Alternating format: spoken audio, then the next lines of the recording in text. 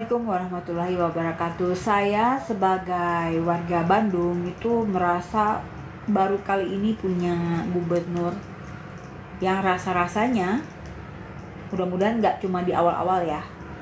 Yang rasa-rasanya bikin gebrakan tuh banyak banget gitu. Dari ngebersihin lingkungan supaya nggak banjir gitu ya. Dari menata ulang, menjegal proyek perusahaan lingkungan di Puncak, di Bekasi dan lain sebagainya. Itu Kang Deddy Mulyadi aku salut banget. Dia tegas, dia benar-benar turun ke lapangan, dia ngeliat sekali kekacauan yang ada di bawah, pegawai-pegawai ASN dan segala macam yang berkaitan. Dia tahu bagaimana kinerja mereka, itu dilihatin semua ya di video-videonya. Namun ada satu hal yang aku mau komentarin di live aku, yaitu tentang satu anak mungkin masih SMA ya. Dia waktu itu masih SMA, dia mau lulus SMA, tapi seperti kayak anak kecil, kayak anak SMP, tapi sebenarnya ternyata dia anak SMA. Nah, si anak ini perempuan ya, dia mengkritik Gubernur Jawa Barat Kang Deddy Mulyadi kalau nggak salah di TikTok ya. Dia mengkritik bahwa kebijakan Kang Deddy itu dia kurang setuju. Misalnya penghapusan wisuda-wisudaan gitu kan. Terus dia mengkritik juga rumahnya digusur gitu. Tapi bahasanya tuh rada songong sih gitu anak ini. Memang ya, aku aja juga suka ngomong, jadi suka kayak pakai lo gue gitu.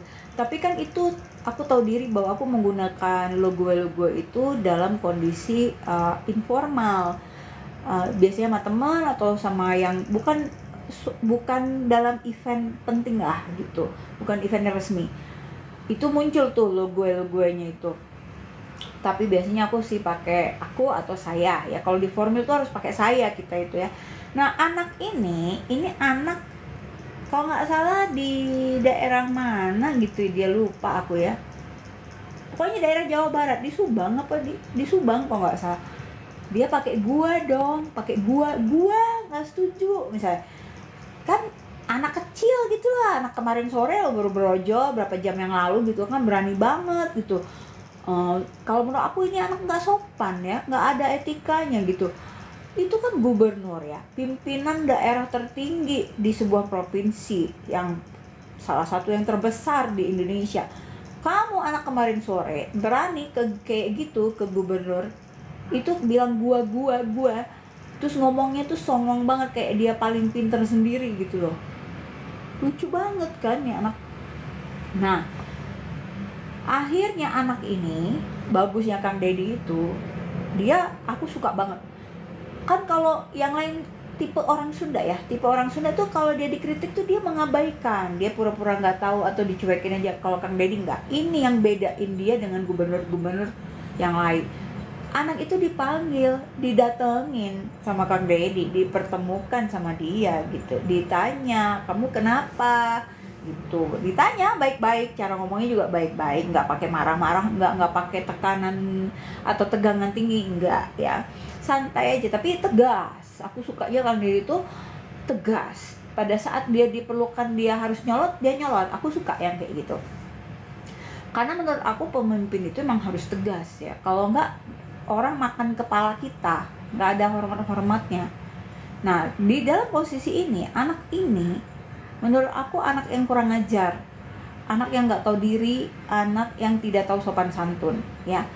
Dia ngomong pakai gua padahal kamu orang mana, kamu orang Sunda gitu kan, gitu loh. Kecuali kamu orang Bekasi masih oke lah kalau orang Bekasi bilang lo gue. Nah, ini ngomongin, ngatain gubernur pakai gue, ternyata dia tuh anak orang miskin guys, anak orang miskin. Baru ketahuan lah dari video yang Kang Deddy ketemu sama dia tuh, barulah kita semua melek matanya bahwa anak ini adalah anak orang miskin yang orang tuanya tuh punya rumah make tanah, bukan punya tanah mereka, numpang. Jadi ilegal nih ceritanya, rumahnya tuh ilegal. Jadi rumah dia ini kena gusuran sama Kang Deddy gitu loh.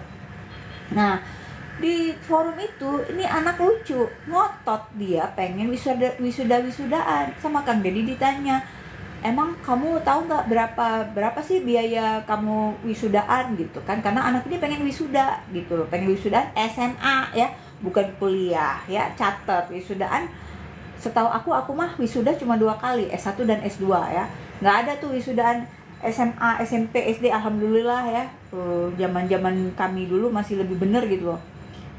Nah, ditanyalah sama Kang Dedi, berapa sih biaya Neng kamu wisudaan itu? Ibunya yang ngejawab. Ibunya tuh orang kampung banget lah, yang lugu, yang orang susah lah, gimana sih profilnya, nah profilingnya gitulah. Si ibu ini dengan polosnya, iya Pak, 1 jutaan. Si ibunya setuju bahwa wisudaan itu harus dihapuskan, tapi di lain pihak dia juga berusaha memahami kehendak si anak gadisnya ini. Anak gadisnya tuh pengen banget wisudaan. Kenapa coba guys? Kenapa sih dia pengen banget wisudaan? Padahal biaya wisuda itu bukan kecil ya, 1 juta. Kalah loh, wisuda S2 aku aja cuma 700.000 ya. Ini 1 juta SMA doang ya. Nih fakta, aku wisuda zaman COVID itu nggak ada wisudanya, tapi kami tetap diambil uang wisudanya, normalnya 700 tetap diambil normal, padahal nggak ada wisudaan. Tahu tuh duit buat kemana ya, kira gitu nyumbang buat universitas lah. Nah, si ibu ini memahami bahwa anak gadisnya ini kenapa pengen banget wisuda, karena kata si anak ini di dalam video itu dia ngomong, karena kan ini tuh wisuda SMA, abis SMA kan bubaran, jadi belum tentu ketemu lagi sama teman. Ih, so stupid gitu jawaban kayak gitu. Guys, Neng, kalau kamu sudah SMA, jangan yang SMA ya, kamu tuh udah hidup masing-masing. Temen tuh saat itu aja, udah kesana-sananya belum tentu kamu temenan lagi, belum tentu kamu tuh ketemu lagi gitu ya. Langkah-langkah kayak aku yang masih berkontakan sama teman SD, SMP, teman SMA aja cuma 1-2 biji yang aku masih kontak gitu. Teman kuliah cuma 1-2 biji yang masih kontak gitu loh. Nah, memang kayak gitu.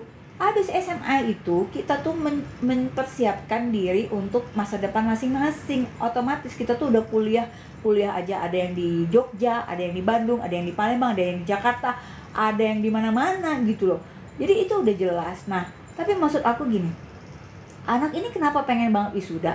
Karena dia tuh mikirnya kapan lagi mau bareng-bareng sama temennya. Aduh, please deh, coba kasih jawaban tuh yang lebih lihai, lebih tinggi intelektualitasnya gitu.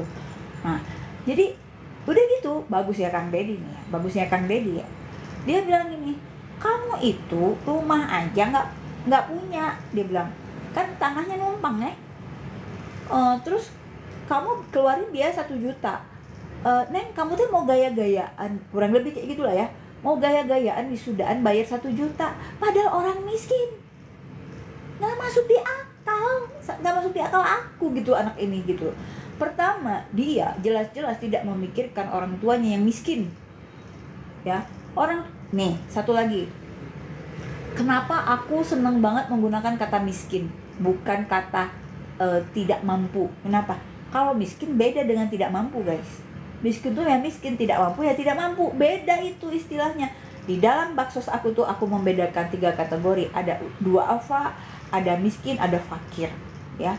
Nah, tidak mampu itu nggak usah dipakai. Kalau orang miskin ya miskin aja. Kalau 2 apa ya 2 apa.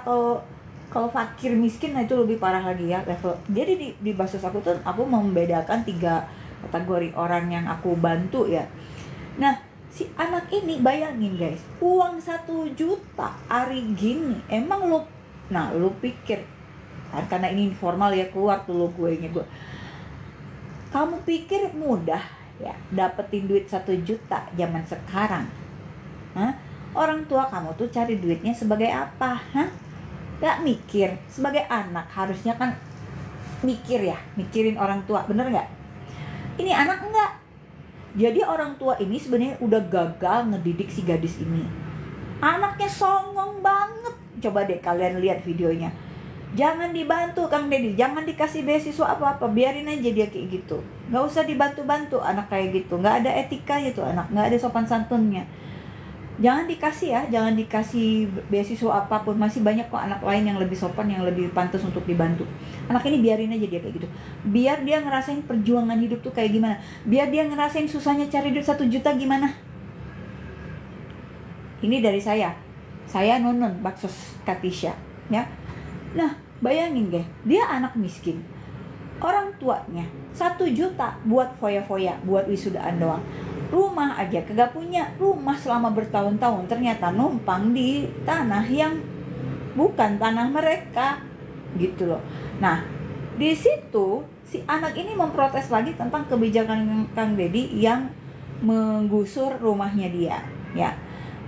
Dia marah banget itu sama Pak Gubernur. Itu kelihatan bahasa tubuhnya, dia marah, melotot gitu. Anak ini melotot loh guys. Aku tuh ya aku orang yang belajar body language, aku tahu ya, nih anak tuh menantang banget saat itu. Nah, aku bilang ya Allah, untungnya Gubernur rada-rada sabar, tapi Kang Deddy bisa tegas juga ya. Akhirnya Kang Deddy jawab gini, kalau kamu nuntut saya, dia bilang, saya juga bisa nuntut kamu. Itu kamu bertahun-tahun tinggal di tanah orang. Kalau saya mintain uang untuk bayar sewa tanah itu berapa tahun selama kamu tinggal di situ, bisa nggak? Bisa. Ini anak berarti anak nggak pinter. Kalau anak pinter dia pasti mikir, multifaceted thinking. Ini anak nggak punya otak, ya. Anak ini cuma songong doang, gitu loh. Jadi dia nggak sopan. Udah gitu cara berpikir dia nggak nyampe, ya. Dia cuma ngelihat dari satu sisi. Padahal kalau kita sebagai orang yang pintar itu pasti akan melihat segala suatu masalah itu dari berbagai sudut pandang. Itu ciri orang pintar ya. Orang yang punya intelektualitas tinggi, dia akan melihat satu masalah dari berbagai sudut pandang dan akan mencari solusi. Nah, sekarang suruh tuh anak cari solusi gimana caranya dia dapetin 1 juta. Nah, terus dia suruh pikir bagaimana caranya orang tuanya bisa punya rumah, punya tanah sendiri, nggak usah jadi ilegal penduduk yang numpang tanah kayak gitu loh. Nah, itu kan nggak jelas keluarga ini kan, berarti kan kasihan gitu ya. Tapi si ibunya juga, masya Allah, si ibunya juga ya, dia tuh harus bayar 1 juta loh, tapi dia tuh kayak rela gitu ya, bayar 1 juta demi ego anaknya supaya kumpul sama teman-temannya terakhir kali. Guys, wisuda SMA kamu pikir penting? Nggak penting sama sekali. Apa bangganya kamu cuma lulusan SMA, ya? Nih, cuma lulusan SMA. Apa bangganya kamu cuma lulusan SMA? S2 aja sekarang berhamburan orang lulusan S2, gitu loh. Kamu baru lulusan SMA ya, Neng, gitu loh.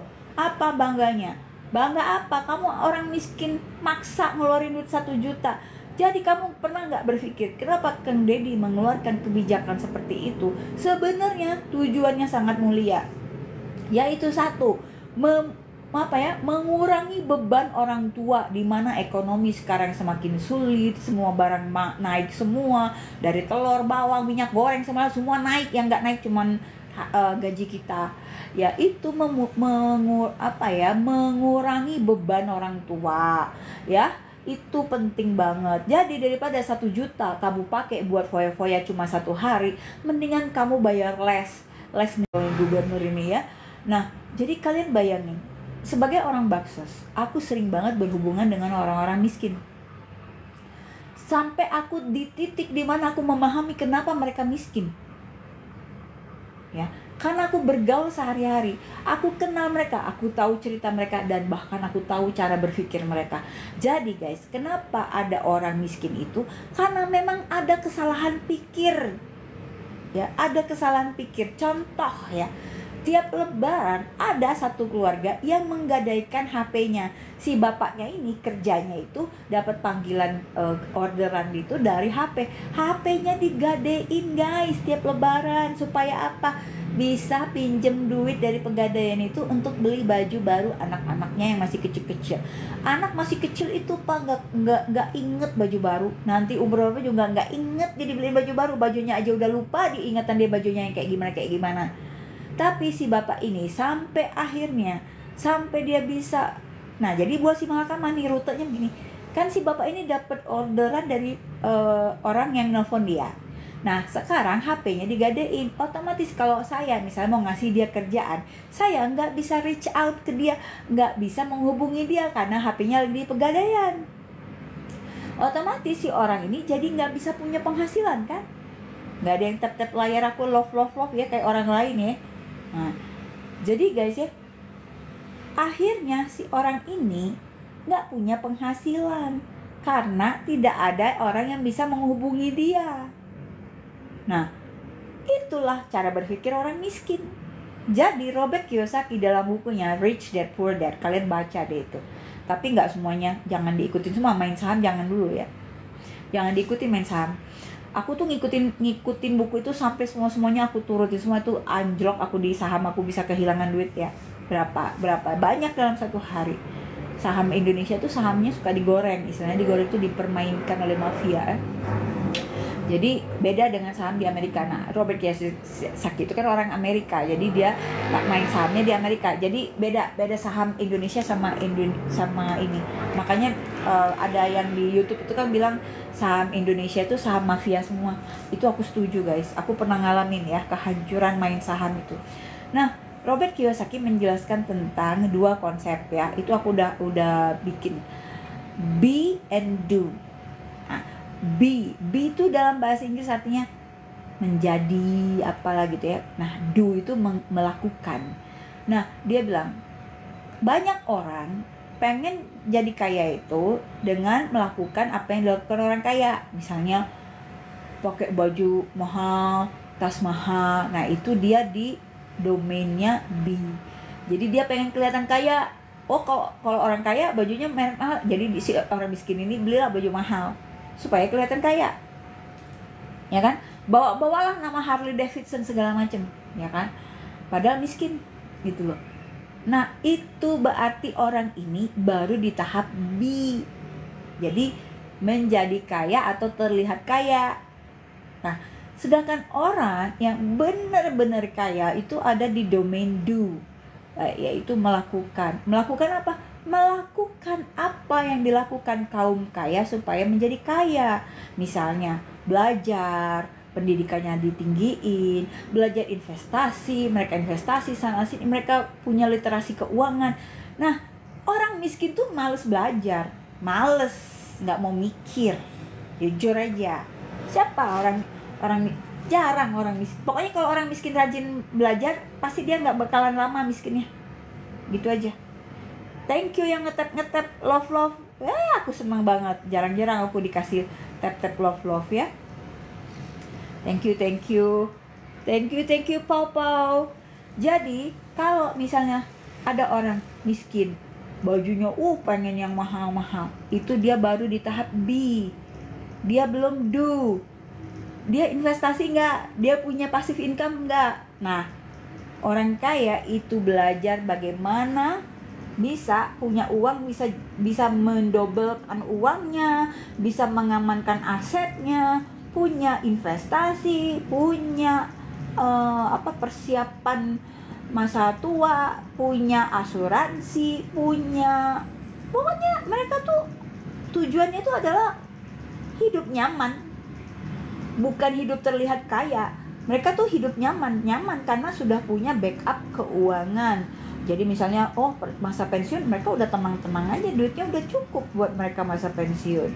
Atau misalnya mereka bisa menciptakan properti yang menghasilkan uang. Nah, tapi kalau properti itu ada dua ya guys, menurut Robert Kiyosaki itu ada liability.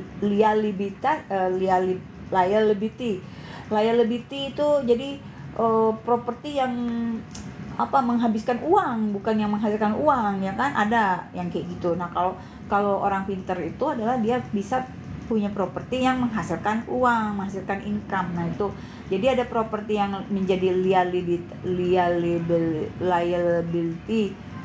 liabilitas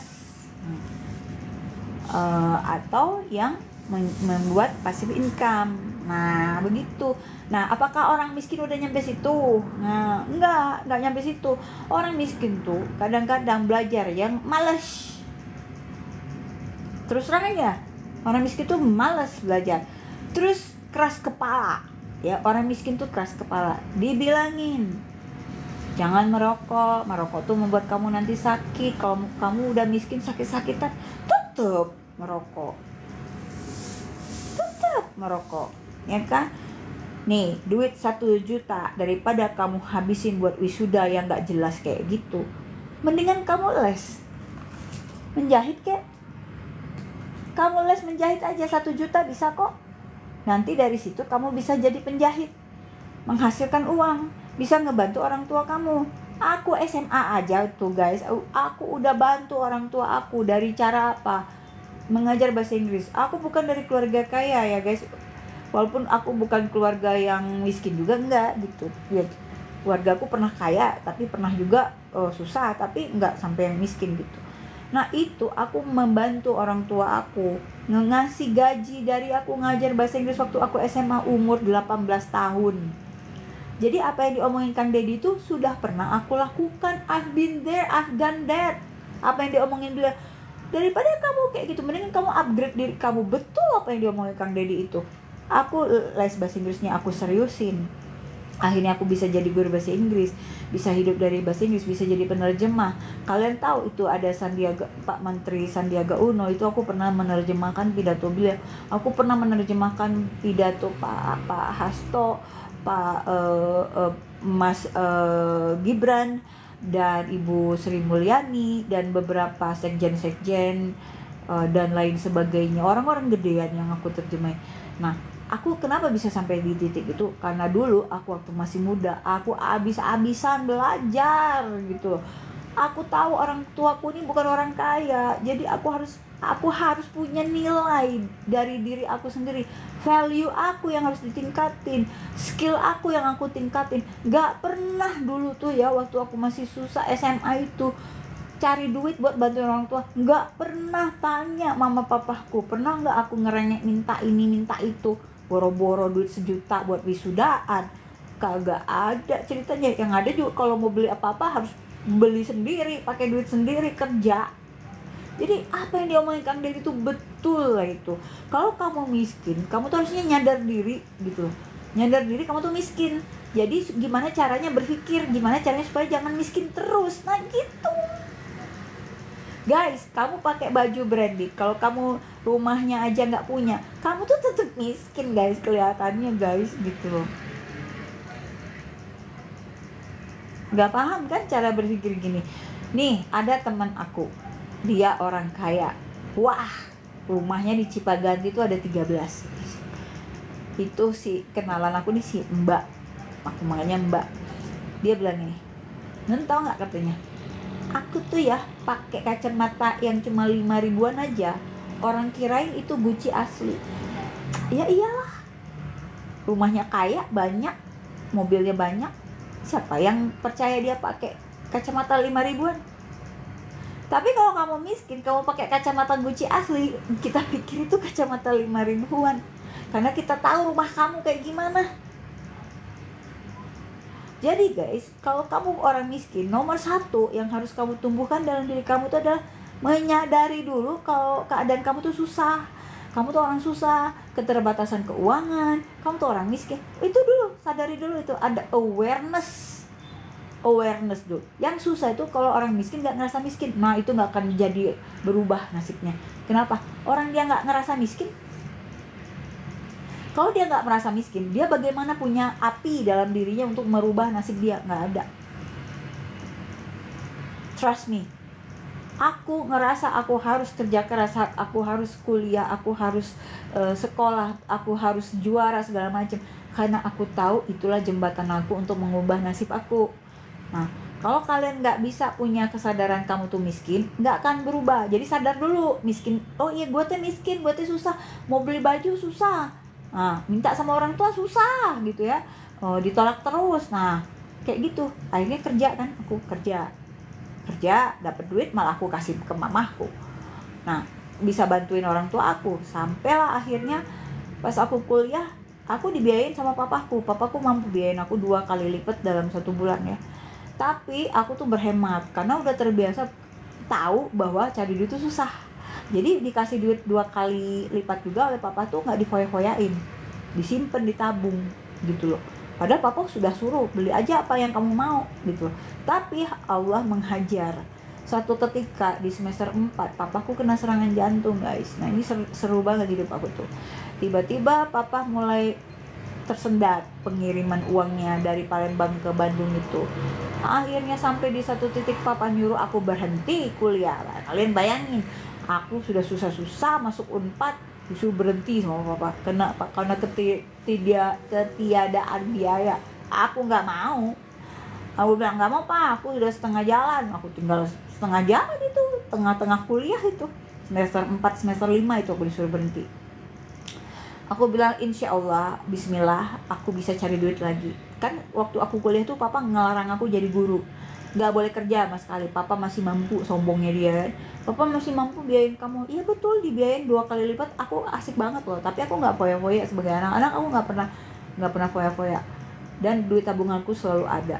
Jadi papa tuh sampai tahu sifat aku. Aku tuh hemat, anaknya nggak foya-foya, kerja keras, prihatin. Nah itu prihatin dari dulu.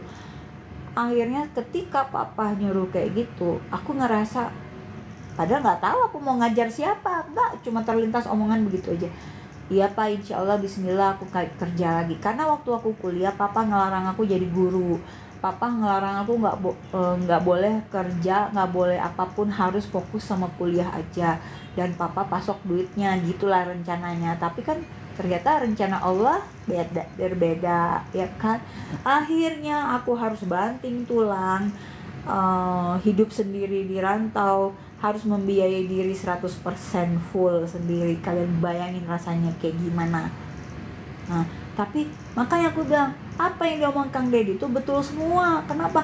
Karena aku tuh udah ngalamin proses itu, udah membuktikan gitu loh. Akhirnya guys, aku dari yang enak aku 0 minus. Dari minus aku bergerak ke 0, dari 0 ke 1 sampai sekarang. Naik sedikit demi sedikit naik gitu loh. Bahkan sekarang bisa berbagi ke orang-orang, itu karena proses itu. Tapi aku sadar banget satu dalam diri aku, bahwa aku tuh orang susah. Nah, karena aku orang susah, akhirnya aku berpikir gimana caranya supaya aku ini jangan jadi orang susah lagi, kan gitu. Tuh anak gak bakalan maju, jangan dikasih beasiswa, biarin aja dia setolol itu. Kesel gue soalnya, kesel banget aku dengarnya.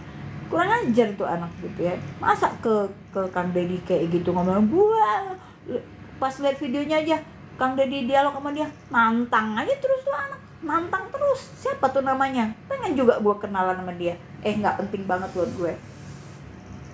Tapi hajar, aku rasa itu dia belajar satu hal. Udah dihajar deh sama Kang Deddy. Dia bilang, kamu tuh orang miskin, kenapa kamu tuh banyak tingkah gitu. Kurang lebih kayak gitu lah.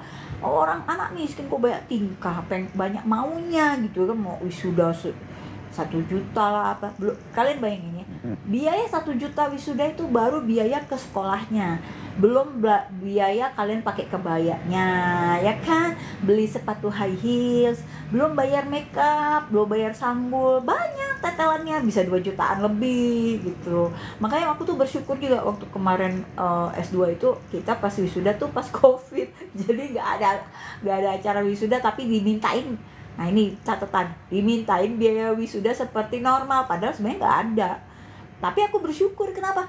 Karena nggak harus makeupan, nggak harus sewa baju mahal, yang semua nggak usah, sederhana aja. Tau nggak, kami wisuda pakai Zoom online, tinggal mindahin sendiri toga, si tali toga itu pindahin sendiri sama tangan kita sendiri, ya udah selesai ya. Bagus yang kayak gitu, bagus, hemat biaya, nggak perlu bayar makeup, ya kan. Pada saat COVID kita lagi susah semua. Itu keren sih gubernur aku yang sekarang nih, aku seneng banget. Aku seneng banget lah lihat gebrakannya di asli. Aku tuh seneng kalau lihat pemimpin tuh yang jos gitu ya. Jangan yang cuma mejeng-mejeng di Jalan Braga gitu loh. Taunya kan gitu loh. Taunya apa? Ketahuan, kebongkar semua sekarang gitu loh. Jadi aku berharap dan aku mendoakan Kang Deddy itu sampai akhir periode dia jadi gubernur, dia tetap jos markotop seperti ini. Jangan cuma di awal-awal ya Kang Deddy, tolong jadilah panutan buat semua gubernur se-Indonesia. You are the best lah pokoknya gitu. Aku yakin. Tapi ini Kang, satu juga kritikan buat dirimu ya. Kalau lagi pacaran itu jangan terlalu diumbar-umbar banget. Kalau putus kan jadi gimana gitu loh. Udahlah, diam-diam aja. Kalau soal yang private kayak gitu nggak usah diumbar di publik. Kan Anda sebagai pemimpin harus jaga image itu harus dijaga Kak, bahwa Anda itu tidak terkenal sebagai orang yang suka misalnya ganti-ganti pasangan. Itu kritik sih buat aku kritik buat Kang Deddy itu. Menurut aku Kang Deddy udah oke semuanya, cuma satu itu aja yang aku rasa kurang pas untuk dikonsumsi secara publik.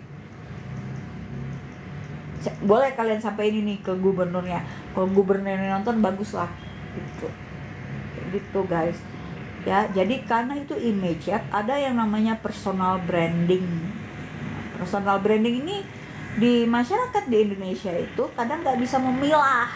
Nah ini masalahnya, karena kita tuh kan masyarakat yang berpikir kritisnya kurang, jadi apa-apa ditelan gitu loh, nggak diproses dulu, nggak disaring dulu, oh ya gini, enggak, nanti malah jadi omongan. Kan senang banget kalau ngomongin yang negatif orang kita itu kan, daripada menyorot yang positif.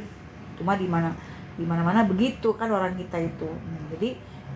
Jadi ya buat Kang Deddy ya tolonglah yang namanya soal pasangan itu jangan terlalu dijadikan konsumsi publik. Anda harus jaga jaim gitu loh, kayak gitu. Kalau yang lain sih bagus, udah bagus. Apalagi aku ngeliat tuh Kang Deddy ngebongkar satu wilayah di Bekasi. Bayangin guys, itu aliran sungai di beton dan di atasnya dibangun rumah. Masya Allah, otaknya di mana itu orang-orang itu? Pantes banjir tuh sampai 4 meter.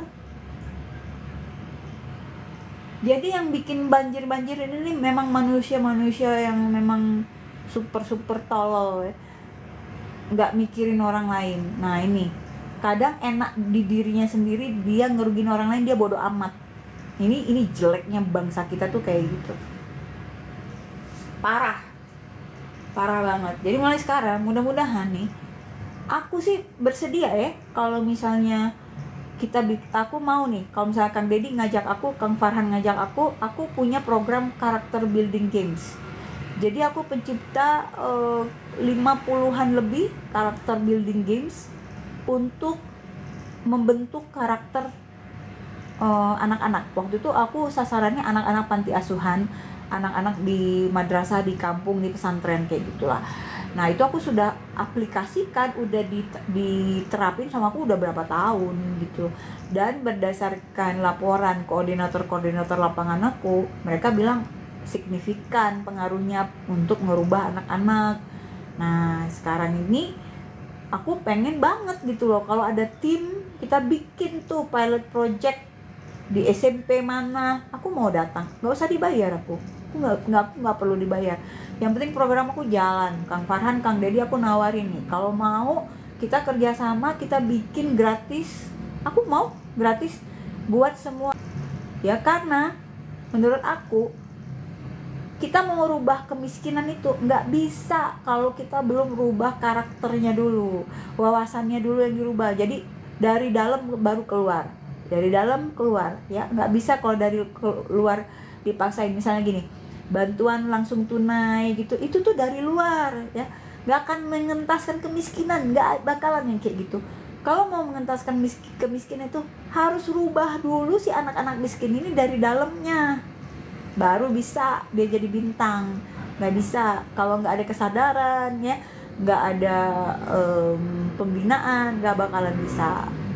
Kadang anak miskin itu bukan gimana ya, salah satu kelemahan hidup mereka itu adalah mereka nggak punya pembina, nggak punya mentor, karena lingkungan mereka juga biasanya miskin, sehingga mereka bergaul sama orang-orang miskin. Mereka tidak punya role model, tidak punya contoh, nggak punya teladan. Nah itu seperti itu. Jadi balik lagi ya, ngomongin cerita aku ya. Jadi guys, aku itu sedikit banyak itu menjadi role model di keluarga besar aku. ya. Itu bisa jadi contoh. Jadi orang tuanya sering menggunakan aku. Lihat tuh Tante Nunun. Nah, kayak gitu. Aku bangga yang soal kayak gitu karena aku bisa menjadi contoh untuk hal yang positif, gitu kan. Dan alhamdulillah rasanya sih makin kesini makin banyak keluargaku yang menjadi sarjana gitu loh, ya. Tapi kayaknya yang nembus Unpad baru aku. Bangga banget ya. Padahal biasa aja Unpad mah ya. Gitu. Setelah aku ikutan ikatan alumni Unpad, aku malah liar sendiri gitu, pusing aku sama intrik-intriknya. Pening. Aku keluar akhirnya. Ya begitulah ceritanya. Jadi menurut aku kalau mau Kang Farhan, Kang Dedi, aku mau bantu. Aku ciptain beberapa game yang sudah bukan cuma menciptakan ya, tapi itu sudah diterapkan bertahun-tahun ke berbagai panti asuhan, ke berbagai kampung gitu, dan itu seru banget sih. Salah satu games aku itu yang paling populer karena itu paling mudah untuk aku lakukan di lapangan itu adalah games mencari rezeki. Mungkin kalian yang baru lihat Baksos Katisha di TikTok ya, padahal sebenarnya di YouTube aku udah lama, di Facebook aku udah lama. Cuma sekarang aku males di Facebook karena kalau ngupload lama banget. Mendingan aku ke TikTok. Dan sekarang Facebook aku tuh kalau aku ngupload dia kayak error mulu, nggak tahu, dia mungkin sentimen sama karena aku sering ke TikTok sekarang. Itu ada yang namanya games mencari rezeki. Jadi semua games aku ini guys, aku ciptakan berdasarkan perenungan pribadi, perenungan atas apa yang terjadi dalam hidup aku. Jadi ini diambil dari inspirasi kisah nyata yang aku alamin sendiri dalam hidup aku. Nah, aku caranya gimana, karena aku seorang guru, jadi aku bisa kan mengejawantahkan suatu ide menjadi sebuah lesson plan, nah kayak gitu. Nah, kurang lebih itu diterapkan ketika aku menciptakan games ini. Nah, games ini aku ciptain misalnya ada kejadian A. Nah, aku nggak mau nih ini jelek nih, gimana caranya supaya jadi positif, gimana ya cara mikirnya supaya anak-anak lebih mudah mengerti konsep itu gitu loh. Misalnya tentang kegigihan, anak-anak kalau kita omongin pakai mulut kegigihan tuh gini ya nggak masuk, tapi harus di hands on experience. Nah, hands on experience itu aku ciptain lah mencari rezeki ya, games bukan mencari, menjemput rezeki, karena beda mencari dan menjemput. Di situ ada unsur agamanya juga, jadi dibawa juga ke Islamnya juga gitu ya.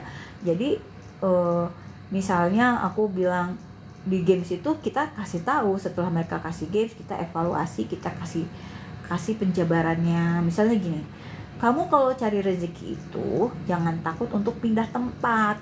Misalnya kalau kamu merasa kamu mentok hidupnya di satu tempat, ya kamu hijrah, karena Nabi Muhammad juga kan hijrah.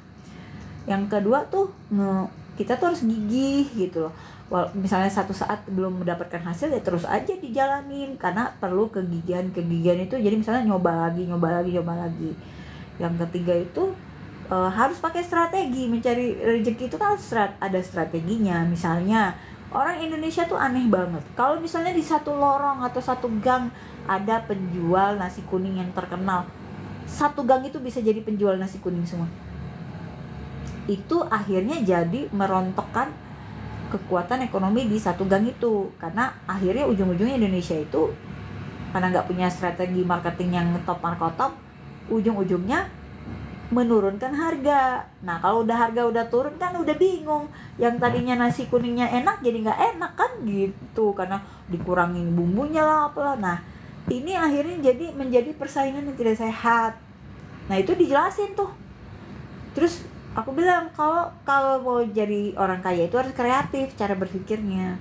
Jadi aku bilang kalau misalnya di gang kamu tuh udah ada penjual nasi kuningnya, ya kamu jangan jual nasi kuning lagi, kamu jual misalnya teh botolnya gitu loh. Kamu jualan misalnya misalnya kerupuknya gitu loh. Jadi beda-beda tapi saling mendukung satu sama lain, jadi bukan saling menjatuhkan gitu. Kebanyakan kan industri kita itu suka saling nurutin gitu kan. Jualan nasi uduk semua, jualan sepatu semua, sampai satu wilayah jualan jeans semua di satu wilayah. Ngapain sih yang kayak gitu? Aneh gitu. Jadi ujung-ujungnya obral sana obral sini, diskon sana diskon sini, kan nggak sehat yang kayak gitu. Belajar ketekunan. Jadi pada saat kita ngerasa kita tidak mampu, ngerasa kayak nggak bisa, ternyata bisa gitu di games itu tuh. Nah itu tuh membentuk mental anak banget. Jadi anak-anak itu, aku pernah di Garut, di satu panti asuhan di Garut guys, aku ceritain. Aku itu kalau bakti sosial itu kemana-mana ya, sampai ke, aku pernah bakti sosial di satu panti asuhan di Pangkal Pinang di Bangka, pernah ke Raja Ampat. Nah yang deket-deket ini Bandung, nah udah sering banget di Garut berapa kali. Wilayah Garut tuh banyak, wilayah Sumedang tuh banyak, wilayah Subang tuh berapa banyak wilayah, beda-beda gitu. Salah satu panti asuhan di Garut itu ada anak kecil, paling kecil di panti asuhan itu. Aku tuh sempet mikir gini, kan yang besar-besar aja kan udah susah kata mereka gitu. Tapi pas bisa pada senang gitu kan. Nah itu kan melatih mentalnya yang dilatih kan, akhlaknya, karakternya yang dibentuk. Jadi karakter pejuang yang aku bentuk gitu. Jadi ada satu anak kecil, cewek, umur paling baru 5 tahun mungkin ya. Aku bilang, dia mau nyoba. Karena siapa yang mau nyoba aku kasih hadiah kan. Dia mau nyoba. Kita tuh udah kusuk-kusuk tuh sama temenku. Aduh itu anak kecil, bisa nggak ya gitu ya, bisa nggak ya. Kalian tahu nggak apa yang dia lakukan? Dia paling lama kami udah ketar-ketir, kita sekasih. Nah sepanjang dia nyoba itu, semua pada rame-rame ngasih semangat. Kalian bayangin, semangatin dia, ayo bisa, kamu bisa. Itu makanya kan aku tidak menciptakan bibit-bibit kepiting Meksiko ya kan gitu. Aku menciptakan bibit-bibit bintang. Jadi anak-anak yang lain akhirnya mendorong orang lain untuk maju. Kan kita pengen dong punya komunitas yang orang-orangnya saling mendukung. Nah itu terjadi guys di event aku bikin di panti asuhan di Garut itu. Anak kecil ini guys, dia itu dengan tekun dan dengan wajah cool. Bayangin anak umur 5 tahun wajahnya cool banget. Dia nggak pikirin orang lain, dia konsentrasi penuh. Dia dengan tenangnya dia ambillah itu kelereng-kelereng itu ya guys ya. Dan itu susah guys, asli susah. Tapi bisa, susah tapi mungkin. Nah kayak gitulah pesannya tuh. Masya Allah, itu pada saat dia menyelesaikan misinya, seruangan anget itu pada teriak kegirangan. Itu anak sampai aku peluk. Aku sampai terharu banget. Itu dia menyelesaikan misi dia. Itu latihan mental. Semua orang melihat bagaimana anak itu berkuat-kuat dengan mentalnya untuk menyelesaikan suatu hal yang sulit banget. Gila, itu aku yakin tuh anak bakal sukses ke depannya. Percaya gue gitu. Karena ya, anak itu sukses apa enggak tuh bisa terlihat pada saat dia masih kecil guys. Bisa kelihatan dari kecilnya kayak gimana. Om aku udah memprediksi aku kayak gimana dari aku SD.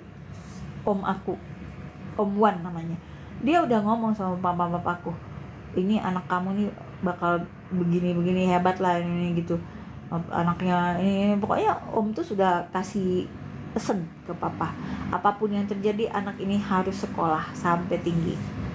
Ternyata tidak tercapai dibiayainya sampai sekolah tinggi, tapi aku sampai sekolah tinggi sampai S2 gitu loh, dengan biaya sendiri tapi bukan dari papa mama gitu loh. Jadi aku dari semester 5 aku udah gak dibiayain guys gitu. Bayangin, usia segitu muda aku sudah harus berdiri di kakiku sendiri 100%. Jadi kalau kalian masih pulang ke rumah tinggal di orang tua, itu belum 100% guys. Kalian masih bisa pulang ke rumah makan pagi gratis dari orang tua, itu belum 100% guys. Aku 100%. Bangga lah. Kenapa? Nggak semua orang bisa survive, nggak semua orang bisa melalui hal sulit seperti itu. Bisa. Makanya aku kalau nonton film drama Korea kayak When Life Gives You Tangerine, itu kayak flashback sama hidup gue sendiri gitu. Dan ya benar kata Kang Deddy bilang, kalau kamu orang miskin tuh kamu tuh gunakan uang kamu untuk meningkatkan diri kamu, bukan untuk gaya-gayaan. Alah, lu gaya-gaya kayak gimana juga tetap miskin kok. Kasar memang, tapi itu betul. Betul, nggak usah gaya-gaya lah kalau orang miskin tuh. Mendingan duitnya dipakai untuk sekolah, untuk les anu, meningkatkan skill. Karena kalau kita punya skill, kita bisa cari duit. Kalau kita bisa cari duit, kita bisa kaya, kan gitu rutenya. Kamu gaya-gayaan, mau gaya-gaya gimana? Se-Indonesia Raya kamu sekarang udah diketahui bahwa kamu tuh orang miskin gitu loh. Kamu tuh anak miskin, rumah aja nggak punya, rumah aja numpang gratisan, liar, rumah liar gitu loh. Nah itu guys, kenapa? Karena cewek ini nggak ngerasa dia miskin. Jadi dia nggak punya awareness untuk merubah diri dia menjadi upgrade, scale up diri dia. Karena dia tuh nggak ngerasa miskin. Kalau orang nggak ngerasa miskin, gimana coba? Dia udah happy sama keadaan dia yang miskin itu. Bisa berubah nggak menurut kalian kira-kira? Ya nggak bisa. Jadi ada Kang Jaya Setiabudi itu yang bukunya The Power of Kepepet. Aku ikut seminar dia dan aku baca bukunya sampai habis. Aku nih seneng baca buku guys. Baca buku pun aku seneng baca buku yang mengupgrade diri aku. Gak mau aku cuma baca-baca novel-novel ngapain gitu loh. Kecuali Laskar Pelangi yang aku baca itu. Aku suka itu Laskar Pelangi. Karena itu ada motivasi di situ. Ada cerita inspiring di situ. Makanya masih berhubungan kan. Nah, Kang Jaya Setiabudi kokoh sebenarnya, Kojaya. Nah, Mas, nggak tahu lah dia tuh orang Chinese tapi Jawa gitu. Dia bilang gini, orang itu nggak bisa berubah kecuali dia udah kepepet. Makanya disebut bukunya itu The Power of Kepepet. Jadi guys, kalau orang-orang miskin ini belum dalam keadaan terpepet banget, dia nggak akan berubah. Kayak Tung Desem Waringin, Pak Tung Desem Waringin, dia pernah dalam keadaan sangat susah banget, kalau nggak salah orang tuanya nggak bisa berobat karena nggak punya duit pada sakit. Nah itu kesusahan seperti itu menekan dia ya untuk mau jadi orang kaya. Nah, kamu punya nggak triggernya? Kalau mau jadi orang kaya tuh, kalau mau berubah nasib dari miskin ke kaya itu harus ada suatu kondisi yang benar-benar bikin mereka tuh ngerasain bener-bener udah nggak betah jadi miskin. Ngerti nggak? Bener-bener udah nggak betah jadi miskin, sehingga akan melakukan apapun untuk bisa menjadi nggak miskin lagi. Nah, misalnya belajar susah, tapi waktu itu aku sadar, jembatan emas aku untuk mengeluarkan diriku dari kesusahan aku tuh adalah sekolah dengan berprestasi gitu. Jadi aku belajar banget mati-matian guys. Sebenarnya aku jujur aja, aku kalau lagi belajar itu bisa sampai subuh. Jadi aku nggak tidur, mamaku tidur, aku belajar. Kayak gitu. Bisa tiap malam aku kayak gitu. Jadi kalau pas mau ulangan, ujian kayak gitu, nggak tidur aku guys. Gitu loh. Saking seriusnya. Orang cuma lihat aku sekarang seperti ini, tapi mereka nggak lihat jam-jam dimana aku subuh-subuh nggak tidur gitu loh. Kayak gitu. Jam-jam dimana orang lain udah tidur, aku masih di jalan karena aku harus les bahasa Inggris yang jauh dari rumahku. Jadi hidup ini adil sebenarnya, karena hidup akan memberikan apa yang kamu upayakan gitu loh. Allah itu kan maha pengasih. Allah itu sifat zatnya itu kan mudah kasihan. Jadi Allah tuh kalau udah lihat kita udah upaya, udah setengah mati, ya Allah capek sekolah, capek belajar, capek ini, nggak mungkin nggak diangkat derajatmu kan gitu. Masalahnya kamu udah bikin Allah kasihan belum sama kamu? Kamu tuh udah usaha belum? Kayak gitu. Kamu usaha belum? Kamu udah jadi orang yang baik belum? Kalau jadi orang yang benar belum? Karena orang itu akan diangkat derajatnya kalau dia udah bener ya. Jadi nggak nipu orang gitu loh, nggak sombong ya kan, nggak manipulatif. Nah kalau kamu masih jelek, masih istilahnya tuh masih kotor gitu ya, Allah nggak akan peduliin kamu, nggak akan, karena kuncinya di situ. Allah kalau udah mau ngangkat derajat kita itu harus dibikin, Allah tuh kasihan dulu sama kita. Jadi Allah pasti kasihan sama kita.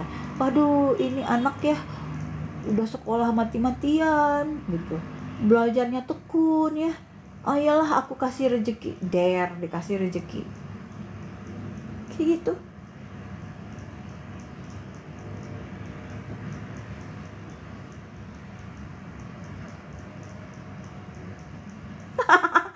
Siapa itu?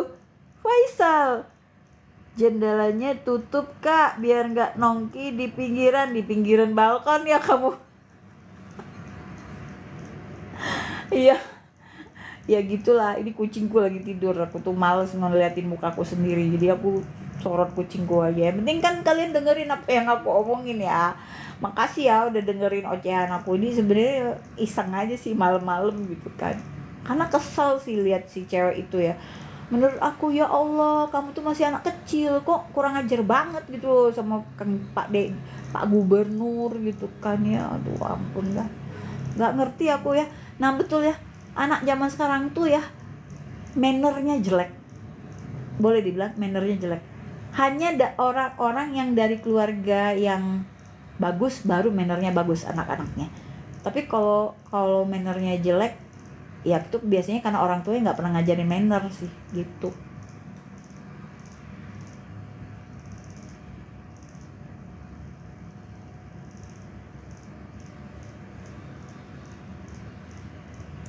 Ngerti temennya datang terus ngasih surprise. Siapa temennya yang datang ngasih surprise? Faisal. Ini lagi ngomongin itu loh, cewek yang marah-marah ke Kang Deddy. Gue bilangnya, kamu lihat nggak video? Gue nggak suka wisuda dilarang-larang, gue. Orang kampung aja, orang miskin juga gue. Tuh. Ada yang bilang gini, nggak boleh bilang miskin. Lah kenapa? Justru miskin itu adalah kata-kata darurat. Ya, kedaruratan bahwa ada banyak hal yang harus dirubah.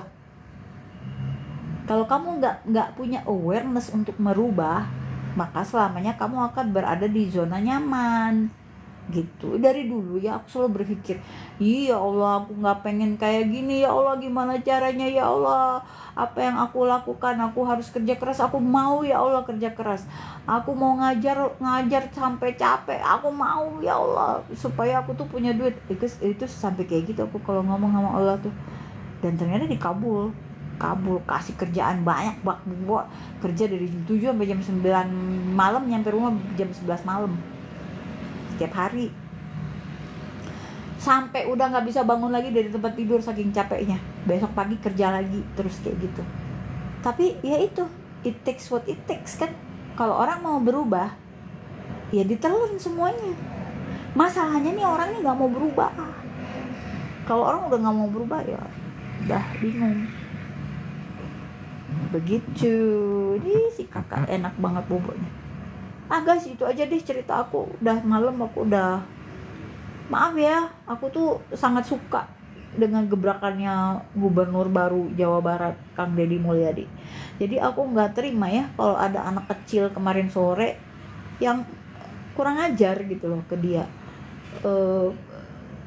Ini menurut aku cerminan anak-anak zaman sekarang. Jadi dia itu adalah representasi anak-anak zaman sekarang yang etikanya nggak ada, kalau ngomong asal suka-suka dia aja gitu, nggak pakai penempatan.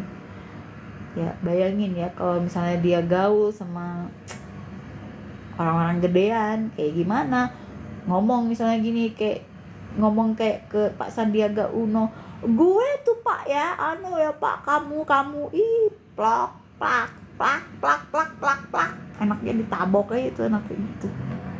Enak kali ya nabok anak kayak gitu. Sorry guys, jadi ngelantur. Kan kita hidup itu kan harus ada tata krama, gak bisa pemilihan kata aja ketika aku nerjemahin ya, gak bisa gitu. sempet sih kalau lagi otak lagi cepet banget harus nerjemahin. Kan you itu kan kamu, jadi you kamu, tapi yang kamu ini nih menteri ya kan, ibu menteri keuangan misalnya, wakil presiden. Nah jadi aduh, anda harus rubah anda. Nah itu sampai sekecil itu tuh harus jeli kita itu. Nggak bisa kamu misalnya bikin menerjemahkan misalnya Mas Gibran pidato apa, kita bilangnya ya kamu ya nggak mungkin. Ada tata caranya. Dan orang yang kaya itu biasanya pandai sekali memperlakukan orang lain, pandai sekali dia membuat orang lain merasa dihargai, merasa enak sama mereka, cara ngomongnya enak ya kan. Ada loh teman-teman yang sukses itu yang menurut aku salah satu kesuksesan mereka itu didukung oleh kemampuan mereka berbicara dengan sangat baik. Nah kalau dari cara berbicara kamu aja udah nggak enak gitu ya, kayak anak itu gitu, sudahlah wassalam lah itu mah gitu guys, udah segitu live-nya, capek udah. Makasih semua teman-teman. Bocil sama emaknya itu ya, sama ngeselinnya itu mah. Ih kok tahu sih, kamu pasti follow ya. Oke guys, gitu aja dulu cerita aku. Wassalamualaikum warahmatullahi wabarakatuh. Maaf kata kalau ada yang emosional ya.